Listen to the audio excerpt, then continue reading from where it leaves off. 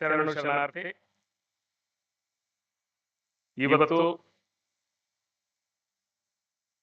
ವಿಜಯಪುರವನ್ನ ಕಟ್ಟಿ ಬೆಳೆಸಿದಂತ, ಅದರ ಮೂಲಕ ಬಿಎಲ್ಡಿ ಸಂಸ್ಥೆಯನ್ನ ಬೀಜವಾಗಿ ಊರಿ ಇಂದು ಹೆಮ್ಮರವಾಗಲು ಕಾರಣರಾದಂತಹ ಹಿರಿಯರನ್ನ ಸ್ಮರಿಸುವ ಈ ಒಂದು ಸ್ಮರಣೋತ್ಸವಕ್ಕೆ ತಮ್ಮೆಲ್ಲರಿಗೂ ಸ್ವಾಗತವನ್ನು ಕೋರುತ್ತಾ,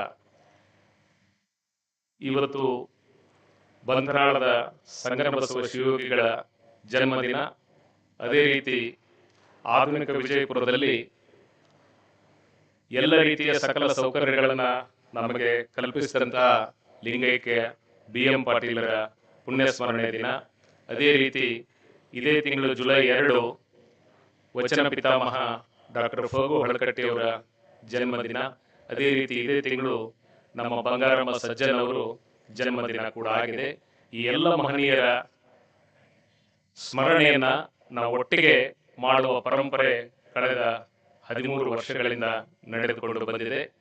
ಇವತ್ತಿನ ಈ ಕಾರ್ಯಕ್ರಮದಲ್ಲಿ ದಿವ್ಯ ಸಾನ್ನಿಧ್ಯವನ್ನು ವಹಿಸಿದಂಥವರು ಶ್ರೀ ಮಂಡ್ಯರಂಜನ ಪ್ರಣವ ಸ್ವರೂಪಿ ಜಗದ್ಗುರು ಡಾಕ್ಟರ್ ಮಲ್ಲಿಕಾರ್ಜುನ ಮುರುಘರಾಜೇಂದ್ರ ಮಹಾಸ್ವಾಮಿಗಳವರು, ದೂರದ ಶಿವಮೊಗ್ಗದ ಬೆಕ್ಕಿನ ಕಲ್ಮಠದಲ್ಲಿ ಪೀಠಾಧಿಪತಿಗಳಾಗಿ, ಅದೇ ರೀತಿ ಸಾಗರದ ಹತ್ತಿರದ ಆನಂದಪುರ ಮಠದ ಪೀಠಾಧಿಪತಿಗಳಾಗಿ, ಮಲೆನಾಡಿನ ಭಾಗದಲ್ಲಿ ಬಸವ ತತ್ವವನ್ನ ಬಹಳಷ್ಟು ಸುಮಾರು 50 ವರ್ಷಗಳ ಕಾಲ, ಯಾಕಂದ್ರೆ ಅವರು 16ನೇ ವರ್ಷದಲ್ಲೇ ಅವರು ಮಠಾಧಿಪತಿಗಳಾಗಿ ಸುಮಾರು 50 ವರ್ಷಗಳ ಕಾಲ ಅವರು ನಿರಂತರವಾದಂತಹ ಪ್ರವಾಸವನ್ನ ಮಲೆನಾಡ ಭಾಗದಲ್ಲಿ ಕೈಗೊಂಡು ಇವತ್ತು ಅಲ್ಲಿ ಬಸವ ತತ್ವವನ್ನ ಪ್ರಚಾರ ಮಾಡಲಿಕ್ಕೆ ಮುಖ್ಯ ಕಾರಣರಾಗಿದ್ದಾರೆ.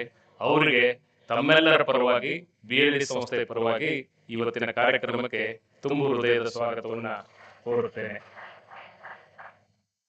ಪೂಜ್ಯರಿಗೆ ನಮ್ಮ ಸಂಸ್ಥೆಯ ಅಧ್ಯಕ್ಷರು, ಸನ್ಮಾನ್ಯ ಕೈಗಾರಿಕೆ ಮತ್ತು ಮೂಲಭೂತ ಸೌಕರ್ಯ ಅಭಿವೃದ್ಧಿ ಸಚಿವರು ಆಗಿರುವ ಮಾನ್ಯ ಶ್ರೀ MB ಪಾಟೀಲ್ ರವರು ಅವರನ್ನ ಗೌರವಿಸಿ ಈ ಕಾರ್ಯಕ್ರಮಕ್ಕೆ ಸ್ವಾಗತವನ್ನು ಕೋರಬೇಕೆಂದು ಕೇಳ್ತೇನೆ.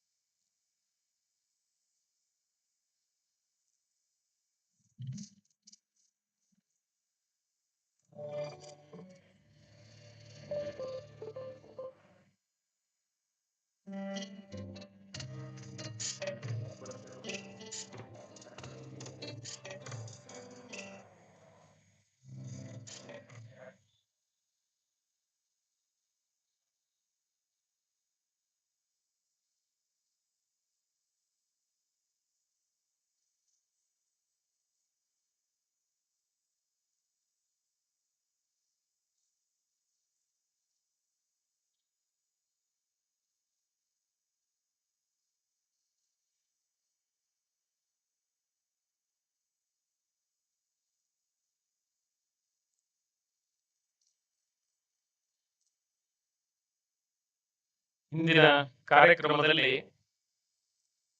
ಉಪನ್ಯಾಸವನ್ನ ನೀಡಲಿರುವವರು ಡಾಕ್ಟರ್ ಅವಿನಾಶ್ ಕವಿ, ಸಹ ಪ್ರಾಧ್ಯಾಪಕರು, Jawaharlal Nehru medical college, KLE ವಿಶ್ವವಿದ್ಯಾಲಯ ಬೆಳಗಾವಿ. ಡಾಕ್ಟರ್ ಅವಿನಾಶ್ ಕವಿ ಅವರು ಬಹಳ ವಿಶೇಷವಾಗಿ ಅರಿವಿನ ಕುರುಹು, ಇಷ್ಟಲಿಂಗ, ಇದರ ಒಂದು ಸೈಂಟಿಫಿಕ್ ಏನು ಇನ್ಸೈಟ್ ಇದೆ ಅದನ್ನು ನಮ್ಮ ಮುಂದೆ ಅವರು ತಿಳಿಸಲಿದ್ದಾರೆ. ಅವರಿಗೂ ಸಹಿತ ನಾನು ಸ್ವಾಗತವನ್ನು ಕೋರ್ತಾ, ಇವತ್ತು ಮುಖ್ಯವಾಗಿ ಒಬ್ಬರು ಹಿರಿಯ ಸ್ವಾಮೀಜಿಯವರು ಆಗಮಿಸಿದರೆ, ಒಂದು ದೊಡ್ಡ ವೃಕ್ಷ ಇದ್ದರೆ ಅದರ ಫಲಗಳು ತಾನಾಗಿ ನಮಗೆ ಸಿಗ್ತಾವ ಅನ್ನೋ ರೀತಿಯಲ್ಲಿ ಒಬ್ಬರು ಸ್ವಾಮೀಜಿಯವರು ಇವತ್ತು ಬಂದ್ರೆ ಅವರ ಜೊತೆಗೆ ಅವರ ದೀರ್ಘಕಾಲದ ಒಡನಾಡಿಗಳು, ಸುಮಾರು 50 ವರ್ಷ ಅವರ ಜೊತೆಗೆ ವಿದ್ಯಾರ್ಥಿ ಆಗಿದ್ದಾಗಿಂದಲೂ ಇದ್ದಂಥವರು ನಮ್ಮ ನಿಡೋಣಿಯ ವಿರಕ್ತ ಮಠದ ಮಹಾಸ್ವಾಮಿಗಳವರು. ನಾವು ಪೂಜ್ಯರಿಗೆ, ಶಿವಮೊಗ್ಗ ಪೂಜ್ಯರಿಗೆ ನಿನ್ನೆ ರಾತ್ರಿನೇ ಇಲ್ಲಿ ಬರ್ಬೇಕಂದಾಗ ಅವ್ರು ಹೇಳಿದ್ರು, ಇಲ್ಲ ನಾನು 78ರಿಂದ ನಿಡೋಣಿ ಸಂಪರ್ಕ ಇದೆ, ನಿಡೋಣಿ ಮಠದ ಸಂಪರ್ಕ ಇದೆ, ನಾನು ನಿಡೋಣಿಗೆ ವಾಸ್ತವ್ಯ ಹೋಗಿ ಬೆಳಗ್ಗೆ ಬರ್ತೀನಿ ಅಂತ ಹೇಳಿದ್ರು. ನಮ್ಮ ನಿಡೋಣಿ ಪರಮ ಪೂಜ್ಯರನ್ನು ನಾವು ಆಹ್ವಾನವನ್ನ ಮಾಡಿದೆವು. ನಿಡೋಣಿಯ ಪರಮ ಪೂಜ್ಯರು ಡಾಕ್ಟರ್ ಸಿದ್ಧಲಿಂಗ ಮಹಾಸ್ವಾಮಿಗಳು, ವಿರಕ್ತ ಮಠ ನಿಡೋಣಿ ಮತ್ತು ಎರಡೆತ್ತಿನ ಮಠ ಹುಬ್ಬಳ್ಳಿ, ಅವರು ಕೂಡ ಆಗಮಿಸಿದ್ದಾರೆ. ಅವರಿಗೆ ಸನ್ಮಾನ್ಯ MB ಪಾಟೀಲ್ ಸಾಹೇಬರು ಅವರಿಗೆ ಹೂಗುಚ್ಛವನ್ನು ನೀಡಿ ಸ್ವಾಗತವನ್ನು ಕೋರಬೇಕಂತ ಕೇಳ್ತೇನೆ.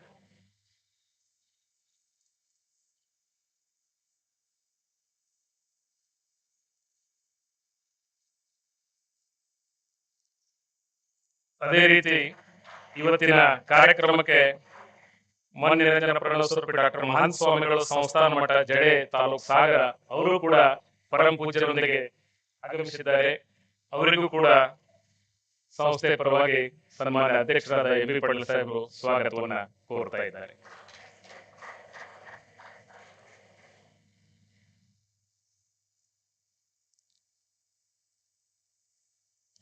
ಬಹಳ ಅದ್ಭುತವಾಗಿ ಮಠವನ್ನ ಏನೂ ಇರಲಾರದ ಒಂದು ಕುಗ್ರಾಮದಲ್ಲಿರ್ತಕ್ಕಂಥ ಒಂದು ಮಠ, ಆ ಮಠದಲ್ಲಿ ಒಂದು ಶಾಲೆ ಉದ್ಘಾಟನೆಗೆ ಶಂಕುಸ್ಥಾಪನೆಗೆ ಸನ್ಮಾನ್ಯ ಎಂ ಬಿ ಪಾಟೀಲ್ ಸಾಹೇಬರು ಹೋಗಿದ್ರು. ಧಾರವಾಡ ಜಿಲ್ಲೆಯ ಮಣಕವಾಡದ ಮಠ, ಅವರು ಹೋಮ್ ಮಿನಿಸ್ಟರ್ ಆಗಿದ್ದಾಗ ಏನೂ ಇರಲಿಲ್ಲ ಅಂತ ಮಠಕ್ಕೆ ಅವರು ಪೀಠಾಧಿಪತಿಯಾಗಿ ಆ ಮಠವನ್ನ ಇಷ್ಟು ಇವತ್ತು ಡೆವಲಪ್ ಮಾಡಿದ್ದಾರೆ. ಮೊನ್ನೆ ಸಾಹೇಬ್ರೆ ಹೋಗಿ ಅಲ್ಲಿನ ಒಂದು ಅಂತಾರಾಷ್ಟ್ರೀಯ ಮಟ್ಟದ CBSE ಶಾಲೆಯ ಕಟ್ಟಡವನ್ನು ಉದ್ಘಾಟನೆ ಮಾಡಿ ಬಂದ್ರು. ಅದರ ಕೀರ್ತಿ ನಮ್ಮ ಮಣಕವಾಡದ ಮಹಾಸ್ವಾಮಿಗಳು, ಅಭಿನವ ಮೃತ್ಯುಂಜಯ ಮಹಾಸ್ವಾಮಿಗಳು, ದೇವ ಮಂದಿರ ಮಠ ಮಣಕವಾಡ, ಅವರಿಗೂ ಕೂಡ ಈ ಕಾರ್ಯಕ್ರಮಕ್ಕೆ ನಾವು ಸ್ವಾಗತವನ್ನ ಕೋರ್ತೇವೆ. ಸನ್ಮಾನ್ಯ ಎಂ ಬಿ ಪಾಟೀಲ್ ಸಾಹೇಬರು ಪೂಜ್ಯ ಮಣಕವಾಡ ಮಹಾಸ್ವಾಮಿಗಳನ್ನು ಸಹ ಈ ಒಂದು ಕಾರ್ಯಕ್ರಮಕ್ಕೆ ಆಗಮಿಸ್ತಾ ಇದ್ದಾರೆ, ಸ್ವಾಗತಿಸಿದರು.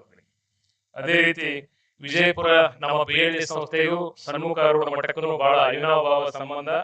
ಅಂತಹ ಮಠದ ಇವತ್ತಿನ ಪೀಠಾಧಿಪತಿಯಾಗಿರುವ ಅಭಿನವ ಸಿದ್ಧಾರೂಢ ಮಹಾಸ್ವಾಮಿಗಳು ಸನ್ಮುಖಾರೂಢ ಮಠ ವಿಜಯಪುರ ಹಾಗೂ ಶಾಂತಾಶ್ರಮ ಹುಬ್ಬಳ್ಳಿ, ಅವರಿಗೂ ಕೂಡ ನಾವು ಸ್ವಾಗತವನ್ನ ಕೋರ್ತೇವೆ. ಅದೇ ರೀತಿ ಡಾಕ್ಟರ್ ಅವಿನಾಶ್ ಕವಿ ಅವರು ಕೇಲಿ ವಿಶ್ವವಿದ್ಯಾಲಯದ ಸಹ ಪ್ರಾಧ್ಯಾಪಕರು, ಅವರಿಗೆ ಸನ್ಮಾನ್ಯ ಸಚಿವರು ಸ್ವಾಗತವನ್ನ ಕೋರ್ತಾ ಇದ್ದಾರೆ.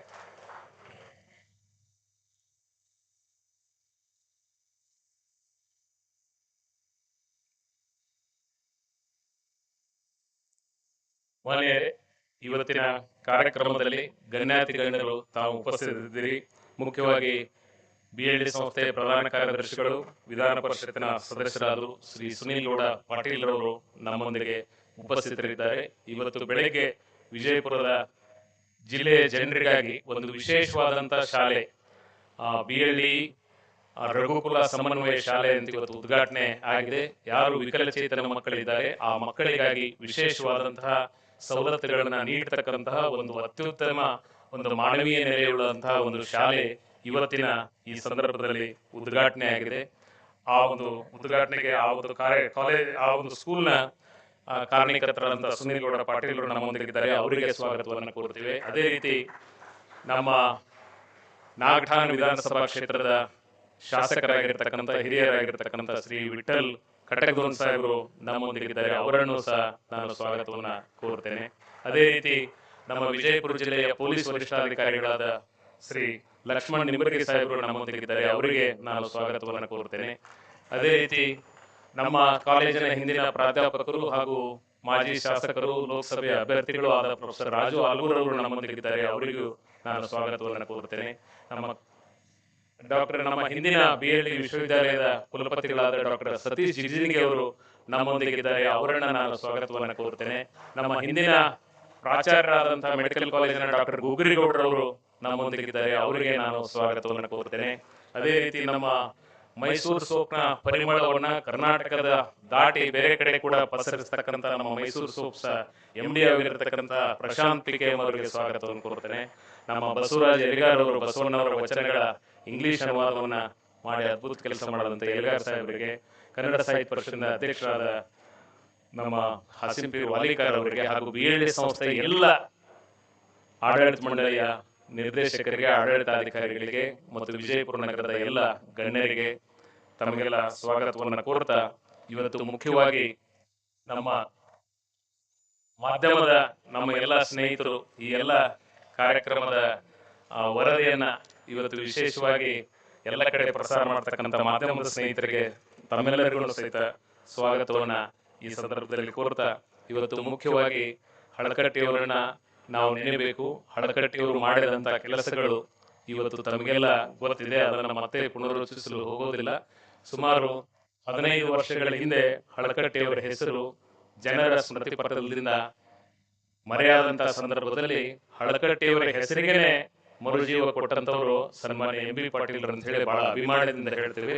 ಅವರು ಹಳಕಟ್ಟಿಯವರ ಸಮಗ್ರ ಸಂಪುಟಗಳನ್ನ, ಹಳಕಟ್ಟಿ ಭವನವನ್ನ ಸ್ಥಾಪನೆ ಮಾಡೋದ್ರ ಮೂಲಕ ಹಳಕಟ್ಟಿಯವರ ಹೆಸರನ್ನ, ಹಳಕಟ್ಟಿಯವರು ಮಾಡಿದಂತಹ ಶ್ರಮವನ್ನ, ಅವರು ಮಾಡಿದಂತಹ ತ್ಯಾಗವನ್ನ, ಅವರು ಪಟ್ಟಂತಹ ಕಷ್ಟವನ್ನ ಇವತ್ತು ನಾಡಿನ ಜನ ನೆನೆಸಲಿಕ್ಕೆ ಇವತ್ತು ಅವರು ಮುಖ್ಯ ಕಾರಣಕರ್ತರು ಹಳಕಟ್ಟಿಯವರು.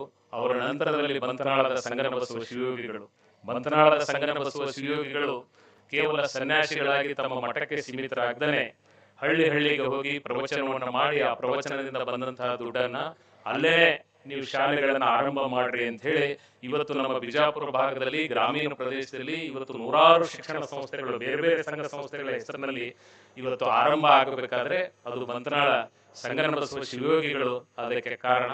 ಅವರು ರಾಷ್ಟ್ರಭಕ್ತರಾಗಿ ಖಾವಿ ಬಟ್ಟೆಯನ್ನು ಹಾಕಿದ್ರು ಸಹಿತ ಅದು ಖಾದಿಯ ನೂಲಿನಿಂದ ನೇದಂತಹ ಖಾವಿ ಬಟ್ಟೆಯನ್ನ ಅವರು ಧರಿಸ್ತಾ ಇದ್ರು. ಅದರ ಮೂಲಕ ಅವತ್ತು ರಾಷ್ಟ್ರಾಭಿಮಾನವನ್ನ ಮೆರೆದಂತಹ ಮತ್ತು ಹರ್ಡೇಕರ್ ಮಂಜಪ್ಪನಂತಹ ಒಬ್ಬರು ರಾಷ್ಟ್ರ ಭಕ್ತರಿಗೆ ಬಿಜಾಪುರದಲ್ಲಿ ಆಶ್ರಯವನ್ನ ಕೊಟ್ಟಂತಹ ಕೆಲಸ ಮಾಡಿದಂಥವರು ಬಂತನಾಳದ ಸಂಗನಬಸವ ಶಿವಯೋಗಿಗಳು.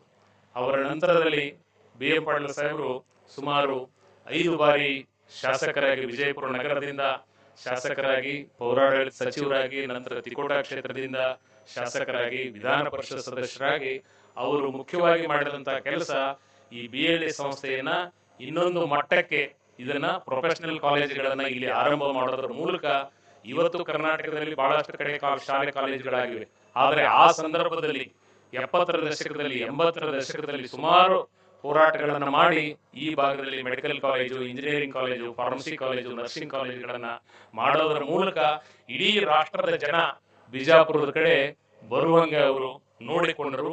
ತಮ್ಮ ರಾಜಕೀಯವನ್ನು ಸಹಿತ ಅವರು ಅಧಿಕಾರದ ಆಶೆಗಾಗಿ ಎಂದೂ ಹೋಗಲಾರ್ದನೆ ರಾಜಕೀಯವನ್ನು ಬದಿಗಿಟ್ಟು ಅವರ ಸಂಸ್ಥೆಯನ್ನು ಬೆಳೆಸಿದ್ರು. ಅದರ ಜೊತೆಗೆ ಬಹಳ ವಿಶೇಷ ಅಂತಂದ್ರೆ ಅವರ ಜಾತ್ಯತೀತ ಮನೋಭಾವ. ಅವರು ಒಂದು ಘಟನೆ ಮೊನ್ನೆ ಆಲ್ಗೂರ್ ಸರ್ ಹೇಳ್ತಾ ಇದ್ರು, ಬಿ ಬಸವಲಿಂಗಪ್ಪನವರು ಅಂತ ಹೇಳಿ ಒಬ್ರು ಮಂತ್ರಿಗಳಾಗಿದ್ರು, ಬಹಳ ಪ್ರಭಾವಿ ಮಂತ್ರಿಗಳು, ದಲಿತ ಸಮುದಾಯದಿಂದ ಬಂದಂತವ್ರು. ಅವರು ಮತ್ತು ಬಿ ಎಂ ಪಾಟೀಲ್ರು ಒಂದು ಕಾರ್ನಲ್ಲಿ ಇಂಡಿಗೆ ಹೋಗ್ತಾ ಇರ್ತಾರೆ. ಇಂಡಿಗೆ ಹೋಗುವಂತ ಸಂದರ್ಭದೊಳಗ ಅಥರ್ಗಾದೊಳಗ ನಮ್ಮ ರಾಜು ಆಲ್ಗೂರ್ ಸರ್ ಅಲ್ಲಿ ಲೆಕ್ಚರರ್ ಆಗಿರ್ತಾರೆ. ಪಾಠ ಮುಗಿಸ್ಕೊಂಡು ಬಸ್ ಸ್ಟ್ಯಾಂಡಿಗೆ ಬಂದು ಬಸ್ ಕಾಯ್ದು ಬಸ್ ಹಿಡ್ಕೊಂಡು ಬಿಜಾಪುರಕ್ಕೆ ಬರೋರು. ಬಸ್ ಸ್ಟ್ಯಾಂಡ್ನಾಗ ಬಂದು ನಿಂತಾಗ ಇವ್ರ ಕಾರ್ ಪಾಸ್ ಆಗ್ತದೆ. ಕಾರ್ ಪಾಸ್ ಆದ್ಮೇಲೆ ಬಿ ಎಂ ಪಾಟೀಲ್ ಸಾಹೇಬ್ರು ನೋಡ್ತಾರೆ ರಾಜು ಆಲ್ಗೂರ್ ಅವರು. ಕಾರ್ ವಾಪಸ್ ರಿಟರ್ನ್ ತಗೋತಾರೆ, ರಿವರ್ಸ್ ತಗೊಂಡು ಬಿ ಬಸವಲಿಂಗಪ್ಪನವ್ರಿಗೆ ಇವ್ರು ರಾಜು ಆಲ್ಗೂರಿ ನಮ್ಮ ಲೀಡರು ಅಂತ ಹೇಳಿ ಪರಿಚಯ ಮಾಡಿಸ್ಕೊಡ್ತಾರೆ.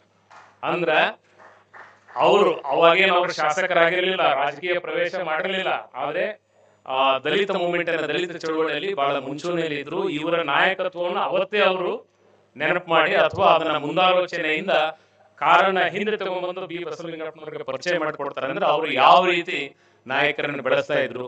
ಬಿಜಾಪುರದಲ್ಲಿ ಸೈಕಲ್ ಮೇಲೆ ಆಡಾಡ್ತಕ್ಕಂಥ ಒಬ್ಬ 32 ಬಟನ್ ಬಕ್ಷಿ ಅಂತ ಹೇಳಿ ಅಂತ ಒಬ್ಬ ಸಾಮಾನ್ಯ ನಾಗರಿಕನಿಗೆ ಅವರೇ ದುಡ್ಡು ಕೊಟ್ಟು, ಅವರೇ ಡಿಪಾಸಿಟ್ ತುಂಬಿ ಬಿಜಾಪುರ ನಗರದಿಂದ ಪ್ರಥಮ ಬಾರಿಗೆ ಒಬ್ಬ ಮುಸ್ಲಿಂ ವ್ಯಕ್ತಿಯನ್ನ ಚುನಾಯಿತರಾದಂತ ವಿಧಾನಸಭೆಗೆ ಗೆಲ್ಲಿಸಿದಂತ ಕೀರ್ತಿ ಯಾರು ಇದ್ರೆ ಅದು ಬಿ ಎಂ ಪಾಟೀಲ್ರು ಅಂತ ಹೇಳಿ ಈ ಸಂದರ್ಭದಲ್ಲಿ ನಾವು ಸ್ಮರಿಸಬೇಕು.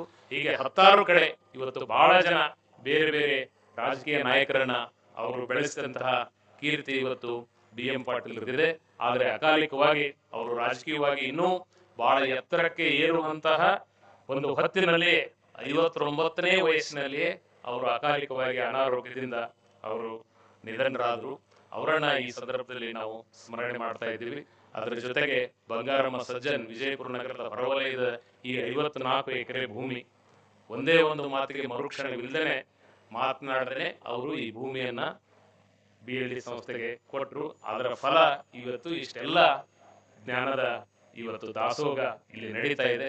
ಇವತ್ತು ನಾವು ಏನಾದ್ರೂ ಒಂದು ದಾನ ಕೊಡ್ಬೇಕಾದ್ರೆ ಅಥವಾ ಇನ್ನೊಂದು ಏನಾದ್ರು ಕೊಡ್ಬೇಕಾದ್ರೆ ನಮ್ಮ ಹೆಸರು ಇಟ್ಟರೆ ಕೊಡ್ತೀವಿ ಅಂತ ನಾವು ಹೇಳ್ತೀವಿ. ನಾವು ಅದರ ಸಲುವಾಗಿ ಜಗಳ ಮಾಡ್ತೀವಿ. ಒಂದು ಫ್ಯಾನು, ಪ್ಲಾಸ್ಟಿಕ್ ಕುರ್ಚಿ ಕೊಟ್ಟರು ನಮ್ಮ ಹೆಸರು ಬರೀತೀವಿ. ಆದ್ರೆ ಯಾವುದೇ ಫಲಾಪೇಕ್ಷೆ ಇಲ್ಲದೆ ಇಂಥ ಭೂಮಿಯನ್ನ ಕೊಟ್ಟಂತಹ ದಾನಿಗಳನ್ನ, ಅವರಂತೆ ನೂರಾರು ದಾನಿಗಳು ಈ ಸಂಸ್ಥೆಗೆ ಏನು ನೆರವಾಗಿದ್ದಾರೆ ಅವರೆಲ್ಲರನ್ನೂ ಕೂಡ ಈ ಸಂದರ್ಭದಲ್ಲಿ ನಾವು ಸ್ಮರಿಸ್ತೇವೆ. ಇವತ್ತು ಮುಖ್ಯವಾಗಿ ನಮ್ಮ ಪರಮ ಪೂಜ್ಯರು ಮಲೆನಾಡಿನ ಆ ಭಾಗದಿಂದ ಇವತ್ತು ಅವರ ಮಠಕ್ಕೆ ಒಂದು ಬಹಳ ವಿಶೇಷವಾದಂತ ಇತಿಹಾಸ ಇದೆ. 16ನೇ ಶತಮಾನದಲ್ಲಿ ಬರೀ ಎಂ ಆರ್ ಪಾಟೀಲ್ ಸರ್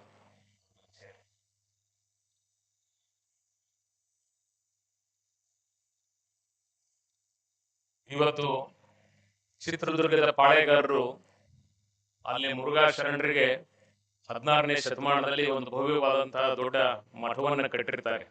ನಂತರದ 2ನೇ ಸ್ವಾಮೀಜಿಯವರಿಗೂ ಹಾಗೂ ಪಾಳೆಗಾರರಿಗೂ ಸ್ವಲ್ಪ ವ್ಯತ್ಯಾಸ ಬಂದ್ಮೇಲೆ ಅವರು ಅಲ್ಲಿಂದ ಬಿಟ್ಟು ಮಲೆನಾಡಿನಲ್ಲಿ ಪ್ರವಾಸ ಮಾಡ್ತಾರೆ. ಆ ಸಂದರ್ಭದಲ್ಲಿ ಮಲೆನಾಡಿನಲ್ಲಿ ಆಳ್ವಿಕೆ ಇದ್ದಂಥದ್ದು ಕೆಳದಿಯ ಅರಸರು ಇವರ ಹಿರಿಯರಿಗೆ ಅಲ್ಲಿ ಆನಂದಪುರ ಅಂತಕ್ಕಂಥ ಒಂದು ಪ್ರದೇಶದಲ್ಲಿ ಮಠವನ್ನ ಕಟ್ಟಿಕೊಟ್ಟು ಅಲ್ಲಿ ವ್ಯವಸ್ಥೆಯನ್ನ ಮಾಡ್ತಾರೆ. ಇವತ್ತು ಅದೇ ಮಠದ 17ನೇಯ ಪೀಠಾಧಿಪತಿಗಳಾಗಿ ಪರಮ ಪೂಜ್ಯರು ಬಹಳ ವರ್ಷಗಳಿಂದ, ಸುಮಾರು 5 ದಶಕಗಳಿಂದ ಇವತ್ತು ಬಸವ ತತ್ವದ ಪ್ರಚಾರದಲ್ಲಿ ಅವರು ತೊಡಗಿದ್ದಾರೆ. ಮಲೆನಾಡಿನ ಭಾಗದ ಬಹುತೇಕ 7-8 ಜಿಲ್ಲೆಗಳಲ್ಲಿ ಶ್ರೀಗಳು ಕೈಗೊಂಡಿರ್ತಕ್ಕಂಥ ಕೆಲಸ ಅದು ಜನಮಾನಸದಲ್ಲಿ ಅಚ್ಚೊತ್ತಿದೆ. ಅವರು ಎಷ್ಟು ಸಂಶೋಧನಾ ಪ್ರಿಯರು ಮತ್ತು ಸಾಹಿತ್ಯ ಆಸಕ್ತರು ಅನ್ನೋದಕ್ಕೆ ಅವರು ಆ ಮಠದಿಂದ ಕೈಗೊಂಡಂತ ಅನೇಕ ಕಾರ್ಯಗಳು, ವಿಶೇಷವಾಗಿ ಕೆಳದಿಯ ಅರಸರ ಕಾಲದಲ್ಲಿ ಇದ್ದಂತಹ ಎಲ್ಲ ವಸ್ತುಗಳನ್ನ ಒಂದು ಮ್ಯೂಸಿಯಂ ಅನ್ನ ಮಾಡಿ ಆ ಮ್ಯೂಸಿಯಂ ಮೂಲಕ ಇವತ್ತಿನ ಜನಮಾನಸಕ್ಕೆ ಕೆಳದಿಯ ಅರಸರ ಪರಿಚಯವನ್ನು ಮಾಡಿಕೊಡ್ತಕ್ಕಂಥ ಬಹಳ ದೊಡ್ಡ ಕೆಲಸವನ್ನ ಪರಮ ಪೂಜ್ಯರು ಮಾಡಿದ್ದಾರೆ. ಅವರು ಇವತ್ತು ನಾವು ಸಾಹೇಬರಿಗೆ ಅವ್ರನ್ನೇ ಈ ಸಲ ಕರಿಬೇಕು. ಯಾಕಂದ್ರೆ ಮಲೆನಾಡಿನ ಭಾಗದ ಸ್ವಾಮೀಜಿಯವರು ಯಾವತ್ತೂ ಸಹಿತ ನಮ್ಮ BLS ಸಂಸ್ಥೆಗೆ ಬಂದಿಲ್ಲ, ಅವರು ನೀವು ಕರೀರಿ ಅಂತ ಅವ್ರು ಹೇಳಿದ ಮೇಲೆ ಅವರು ಒಂದೇ ಮಾತನಾಗಿ ಒಪ್ಪಿಕೊಂಡು ಇವತ್ತು ಅಷ್ಟು ದೂರ, ಯಾಕಂದ್ರೆ ವಯಸ್ಸಿನ ಸಹಜ ಕಾರಣದಿಂದ ದೂರ ಪ್ರಯಾಣಕ್ಕೆ ಬಹಳ ಜನ ಒಪ್ಪೋದಿಲ್ಲ, ಅಲ್ಲೇ ಅಕ್ಕಪಕ್ಕದಾಗಿದ್ರು ಹೋಗ್ತಾರೆ. ಆದ್ರೆ ಬಿಜಾಪುರಕ್ಕೂ ಅಲ್ಲಿಂದ ಸುಮಾರು 1 ದಿನದ ಜರ್ನಿ, 8 ರಿಂದ 10 ತಾಸು ಅಷ್ಟು ಸಮಯವನ್ನ ಶ್ರಮವನ್ನ ಹಾಕಿ ಪರಮ ಪೂಜ್ಯರು ಇಲ್ಲಿಗೆ ಆಗಮಿಸಿದ್ದಾರೆ. ಅವರಿಗೆ ತಮ್ಮೆಲ್ಲರ ಪರವಾಗಿ ಮತ್ತೊಮ್ಮೆ ಸ್ವಾಗತವನ್ನು ಕೋರ್ತಾ, ಇವತ್ತು ಅವಿನಾಶ್ ಕವಿಯವ್ರ ಬಗ್ಗೆ ನಾನು ಬಹಳ ಮುಖ್ಯವಾಗಿ ಅವರ ವಿಚಾರಗಳು ನಮ್ಮ ಯುವ ಜನರಿಗೆ ಗೊತ್ತಾಗಬೇಕಾಗಿದೆ. ಅವಿನಾಶ್ ಕವಿಯವರ ಮಾತನಾಡೋದಕ್ಕಿಂತ ಮುಂಚೆ ಡಾಕ್ಟರ್ ಅಂಬೇಡ್ಕರ್ ಅವರು, ಬಾಬಾ ಸಾಹೇಬ್ ಅಂಬೇಡ್ಕರ್ ಅವರ ಸಮಗ್ರ ಬರಹಗಳು ಮತ್ತು ಭಾಷಣಗಳು ಅಂತ ಹೇಳಿ ಕನ್ನಡ ಮತ್ತು ಸಂಸ್ಕೃತಿ ಇಲಾಖೆ ಮತ್ತು ಕುವೆಂಪು ಭಾಷಾ ಭಾರತಿ ಪ್ರಾಧಿಕಾರ ಸರ್ಕಾರದಿಂದ ಒಂದು ಸಮಗ್ರ ಸಂಪುಟ ಅಂಬೇಡ್ಕರ್ ಅವರು ಬರೆದಂತಹ ಎಲ್ಲ ಬರಹಗಳನ್ನ ಮತ್ತು ಭಾಷಣಗಳನ್ನ ಸೇರಿಸಿ 22 ವ್ಯಾಲ್ಯೂಮ್ಗಳನ್ನ ಒಂದು ದೊಡ್ಡ ಗ್ರಂಥವನ್ನ ತೆಗೆದಿದ್ದಾರೆ. ಅದರಲ್ಲಿ ಅಂಬೇಡ್ಕರ್ ಅವರು ವಿಶೇಷವಾಗಿ ಬಸವಣ್ಣವರ ಬಗ್ಗೆ ಬರೀತಾರೆ. 22ನೇ ವ್ಯಾಲ್ಯೂಮ್ನಲ್ಲಿ 12ನೇ ಶತಮಾನದಲ್ಲಿ ಬಿಜ್ಜಳ ಆಗಿ ಹೋದನು, ಅವನು ಕರ್ನಾಟಕದ ರಾಜನಾಗಿದ್ದನು, ಬಸವಣ್ಣ ಅವನ ಪ್ರಧಾನಿಯಾಗಿದ್ದನು, ಬಸವಣ್ಣನು ಜಾತಿಯಿಂದ ಬ್ರಾಹ್ಮಣನಾಗಿದ್ದನು, ಆ ಕಾಲಕ್ಕೆ ಹಿಂದೂ ಮತ್ತು ಜೈನ ಧರ್ಮಗಳ ಪ್ರಾಬಲ್ಯವಿತ್ತು, ಬಸವಣ್ಣನು ಶೂರನು, ಧೋರಣೆಯವನು, ಆದರೆ ಭಕ್ತಿ ಪ್ರಧಾನನು, ಅವನು ಆ ಕಾಲದಲ್ಲಿ ಹಿಂದೂ ಮತ್ತು ಜೈನ ಧರ್ಮಗಳ ಕಂದಾಚಾರಗಳನ್ನು ಕಂಡು ದುಃಖಿತನಾದನು, ಅವನಿಗೆ ಇವೆರಡೂ ಧರ್ಮಗಳಲ್ಲಿ ಬಹುಜನ ಸಮಾಜದ ದೈನ್ಯಾವಸ್ಥೆ ಹಾಗೂ ಪುರೋಹಿತ ವರ್ಗದ ಸಂಪನ್ನತೆಗಳೇ ಕಂಡವು. ಬಸವಣ್ಣನು ವೇದ, ವೇದಾಂಗ, ಸ್ಮೃತಿ, ಶ್ರುತಿ, ಪುರಾಣಗಳ ಮೇಲೆ ಪ್ರಚಂಡವಾದ ದಾಳಿಯನ್ನು ಮಾಡಿದನು.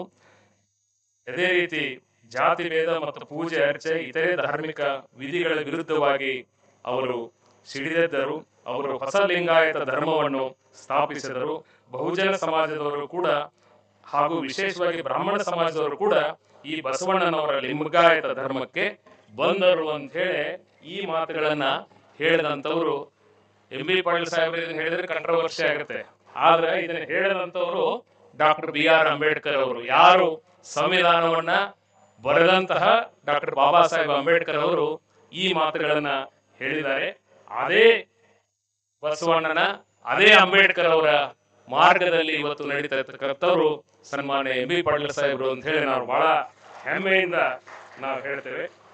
ನಿನ್ನೆ ಒಬ್ರು ನನಗೆ ಈ ಪುಸ್ತಕ ತಂದು ಕೊಟ್ರು, ಹಳಕಟ್ಟೆ ಭವನದಲ್ಲಿ 3ನೇ ಮಹಾಯುದ್ಧ ಅಂತ ಹೇಳಿ, ರಾಮ್ ಕುಮಾರ್ ಅಂತ ಹೇಳಿ ಇದರ ಬರೆದಂತವ್ರು. ಇದರೊಳಗೆ ಈ 3ನೇ ಮಹಾಯುದ್ಧದ ಕೃತಿಯಲ್ಲಿ ಬಹಳ ವಿಶೇಷ ಅಂತಂದ್ರೆ, ಇವ್ರು ಯಾರು ನಮಗೆ ಪರಿಚಿತರಲ್ಲ, ಲೇಖಕರು ಅಥವಾ ಈ ಪುಸ್ತಕ ಪ್ರಕಟಣೆಗೆ ನಾವೇನು ₹1 ಕೊಟ್ಟಿಲ್ಲ. ಅದರೊಳಗೆ 13 ಪುಟಗಳನ್ನ ಒಂದು ಚಾಪ್ಟರ್ ಬರೆದಿದ್ದಾರೆ, ನೀರಾವರಿ ಹರಿಕಾರ ಅಂತ ಹೇಳಿ. 13 ಪುಟದ ಒಂದು ಚಾಪ್ಟರ್ ಇದೆ. ಅದರೊಳಗೆ ಅವ್ರು ಬರೀತಾರೆ ಹಸಿರಿನ ಬಗ್ಗೆ, ಕೋಟಿ ವೃಕ್ಷ ಅಭಿಯಾನದ ಬಗ್ಗೆ ಎಲ್ಲವನ್ನು ಬರೆದು, ಬರದ ನಾಡು ಬಂಗಾರವಾಗಿಸಿದ ಜಲನಾಯಕ, ಮುತ್ಸದ್ದಿ ರಾಜಕಾರಣಿ, ಹೀಗೆ ಹಲವು ಉಪಮೇಯಗಳನ್ನು ಮೀರಿ ನಿಂತ ಉದಾತ್ತ ದೇಹಗಳ ಮೇರುಗಿರಿ ಡಾಕ್ಟರ್ MB ಪಾಟೀಲ್ ಅವರು ಕರ್ನಾಟಕ ರಾಜ್ಯ ಕಂಡ ಅಪರೂಪದ ನಾಯಕರಾಗಿದ್ದಾರೆ. ಜಾತ್ಯತೀತ ಬಸವ ತತ್ವದ ಪ್ರತಿಪಾದಕರಾಗಿದ್ದಾರೆ. ಪ್ರಜಾಪ್ರಭುತ್ವ ಸಂವಿಧಾನಗಳ ಆಶಯಗಳಿಗೆ ಅನುಗುಣವಾಗಿ ಉನ್ನತ ವಿಚಾರಧಾರೆಗಳನ್ನು ಇಟ್ಟುಕೊಂಡು ಸಿಕ್ಕ ಅಧಿಕಾರ ಮತ್ತು ಭಾಷೆಯನ್ನು ಸಮರ್ಥವಾಗಿ ಬಳಸಿ ನಿಭಾಯಿಸಿದ ನಾಯಕ, ಬೆಳೆದು ಬಂದ ಬಗೆ, ಕೈಗೊಂಡ ಕಾರ್ಯ ಹಾಗೂ ಸಾಧನೆಗಳು ಅದ್ಭುತ ಮತ್ತು ಅನನ್ಯವಾಗಿವೆ ಅಂತಕ್ಕಂಥ 13 ಪುಟಗಳಲ್ಲಿ ಒಂದು ಪ್ಯಾರಾವನ್ನ ನಾನು ಓದಿ ತಮಗೆ ಹೇಳ್ತಾ ಇದ್ದೇನೆ. ಇಂತಹ ಬಸವಾದಿ ಶರಣರ ಕಾಯಕ ಮತ್ತು ದಾಸೋಹ ತತ್ವಗಳನ್ನ ಮೈಗೂಡಿಸಿಕೊಂಡು ಇವತ್ತು ಹಳಕಟ್ಟಿಯವರು ಮಾಡಿದಂತಹ ಕಾರ್ಯ, ಮಂತನಾಳ ಶ್ರೀಗಳು ಮಾಡಿದಂತಹ ಕಾರ್ಯ, ಪೂಜ್ಯ BM ಪಾಟೀಲರು ಮಾಡಿದಂತಹ ಕಾರ್ಯ, ಬಂಗಾರಮ್ಮನವರ ಕಾರ್ಯವನ್ನ ಮೀರುವಂತೆ ಇವತ್ತ ಸನ್ಮಾನ್ಯ MB ಪಾಟೀಲರವರು ಹಾಗೂ ಅವರ ನಂತರದ ಪೀಳಿಗೆ ಈ ಒಂದು ವಿಜಯಪುರಕ್ಕೆ, ಕರ್ನಾಟಕಕ್ಕೆ ಗ್ರಾಮೀಣ ಅಭಿವೃದ್ಧಿಯಲ್ಲಿ, ನೀರಾವರಿ ಕ್ಷೇತ್ರದಲ್ಲಿ, ಕೈಗಾರಿಕಾ ಕ್ಷೇತ್ರದಲ್ಲಿ ಮತ್ತು ಸಾಹಿತ್ಯ ಕ್ಷೇತ್ರದಲ್ಲಿ ಹಾಗೂ ಈ ಒಂದು ವಿಚಾರಗಳನ್ನ ಮುಂದಿನ ತಲೆಮಾರಿಗೆ ಮುಟ್ಟಿಸತಕ್ಕಂತಹ ಕಾರ್ಯವನ್ನ ಮಾಡ್ತಾ ಇದ್ದಾರೆ. ಅದರ ಭಾಗವಾಗಿ ಇವತ್ತು ಈ ಒಂದು ವಿಚಾರಧಾರೆಯಲ್ಲಿ ಇರತಕ್ಕಂತಹ ಸೈಂಟಿಫಿಕ್ ನಾಲೆಜ್ ಏನಿದೆ ಇದನ್ನ ನಮ್ಮ ಜನರಿಗೆ ಅರಿವಾಗಬೇಕು, ಇದು ನಮ್ಮ ಜನರಿಗೆ ತಿಳುವಳಿಕೆ ಆಗಬೇಕು. ಆದಾಗ ಮಾತ್ರ ನಾವು ಕೇವಲ ಲಿಂಗ ಕಟ್ಕೋತೀವಿ, ವಿಭೂತಿ ಹಚ್ಕೊಂತೀವಿ, ವಚನಗಳು ಹೇಳ್ತೀವಿ, ಇಷ್ಟೇ ಧರ್ಮನ ಕಾಯಕವೇ ಕೈಲಾಸ ಅಂದ್ರೆ ಅಷ್ಟೇ ಜ್ಞಾನ ದಾಸೋಹ ಅಷ್ಟಕ್ಕೆ ಸೀಮಿತ. ಅದು ಬಿಟ್ಟು ಇದರೊಳಗೆ ಏನು ಸೈಂಟಿಫಿಕ್ ಇದೆ ಅಂತಕ್ಕಂಥದ್ದನ್ನ ಡಾಕ್ಟರ್ ಅವಿನಾಶ್ ಕವಿ ಅವರು ಹೇಳ್ತಾರೆ. ಅವಿನಾಶ್ ಕವಿ ಅವರು MD ಡಾಕ್ಟರು, ಅವರು ಪ್ರೊಫೆಸರ್ ಆಗಿ ರಿಸರ್ಚ್ ವರ್ಕ್ ಮಾಡಿಕೊಂಡು ಸುಮ್ಮನೆ ಇದ್ರೆ ಇನ್ನೂ ಒಂದಿಷ್ಟು ಪ್ರಯತ್ನ ಹಾಕಿದ್ರೆ ನ್ಯಾಷನಲ್ ಮತ್ತು ಇಂಟರ್ನ್ಯಾಷನಲ್ ಲೆವೆಲ್ ಇನ್ನೂ ಹೆಚ್ಚು ಅವರು ಕೆಲಸ ಮಾಡಬಹುದು. ಅದರ ಜೊತೆಗೇನೆ ಅವರು ಈ ವಿಚಾರವನ್ನ ಯುವ ಜನರಿಗೆ ಮುಟ್ಟಿಸ್ತಕ್ಕಂಥ ಕೆಲಸಕ್ಕೆ ಅವರು ಕೈ ಹಾಕಿದ್ದಾರೆ. ಸುಮಾರು 40 ನಿಮಿಷಗಳ ಕಾಲ ಅವರು ಪವರ್ ಪಾಯಿಂಟ್ ಪ್ರೆಸೆಂಟೇಷನ್ ಮೂಲಕ ತಮ್ಮ ಉಪನ್ಯಾಸವನ್ನ ನೀಡಿದ್ದಾರೆ. ದಯವಿಟ್ಟು ತಾವು ಆ ಉಪನ್ಯಾಸವನ್ನ ಆಲಿಸಬೇಕು ಮತ್ತು ಅದರಲ್ಲಿ ಇರ್ತಕ್ಕಂಥ ವೈಜ್ಞಾನಿಕ ಒಳನೋಟವನ್ನ ತಾವು ಅರ್ಥ ಮಾಡಬೇಕು ಅಂತ ಹೇಳ್ತಾ ಹೀಗೆ ಡಾಕ್ಟರ್ ಅವಿನಾಶ್ ಕವಿ ಅವರು ತಮ್ಮ ಮುಂದೆ ತಮ್ಮ ಉಪನ್ಯಾಸವನ್ನ ನೀಡಿದ್ದಾರೆ. ಸ್ವಾಗತ ಮತ್ತು ಪ್ರಾಸ್ತಾವಿಕ ನುಡಿಗಳನ್ನು ಮಾಡಿರುವಂತಹ ಡಾಕ್ಟರ್ ಮಹಾಂತೇಶ್ ಬಿರಾದರ್ ಸರ್ ಅವರಿಗೆ ಅನಂತ ಧನ್ಯವಾದಗಳನ್ನ ಸಲ್ಲಿಸುತ್ತಾ ಕಾರ್ಯಕ್ರಮದ ಮುಖ್ಯ ಘಟ್ಟವನ್ನ ಬಿರಾದರ್ ಸರ್ ಅವರಿಗಾಗಲೇ ಹೇಳಿದ್ದಾರೆ. ಡಾಕ್ಟರ್ ಅವಿನಾಶ್ ಕವಿ ಅವರ ಒಂದು ಜ್ಞಾನಪೂರ್ಣವಾದಂತಹ ಉಪನ್ಯಾಸಕ್ಕೆ ನಾವು ನೀವೆಲ್ಲ ಕಿವಿಯಾಗೋಣ.